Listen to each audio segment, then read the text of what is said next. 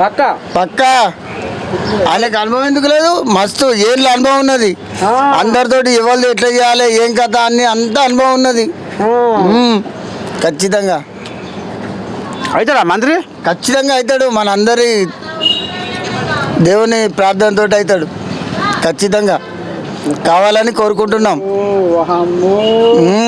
చిన్నసన్నకి ఏం లేదు. అయితే నిజమైన దాకా నువ్వు ఏం మీరే కావాలన్నారు ఒరే కొయ్యి. ఇప్పుడు మళ్ళా పెద్ద పెట్టింది చేసేది పెట్టిగా ఆయన ఇష్టం ఉన్న మంత్రి పదవి అని జూబ్లీ హిల్స్ అద్దం లెక్క చూపిస్తా అన్నాడు. అద్దం లెక్క చూపిస్తాడు ఆయన. మొత్తానికైతే ఏ శాఖ నేనే కానీ మంత్రి కావాలంటావు? మంత్రి కావాలి.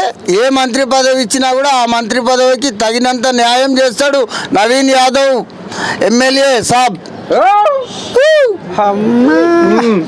కోరిదాకా ఇది మంచిగానే పేనుకొని ఉంది. మరి దీని మాట మరి ముంగడ పడుతుందో ఏమో. పడాలి అమ్మా పడుతుంది కాక.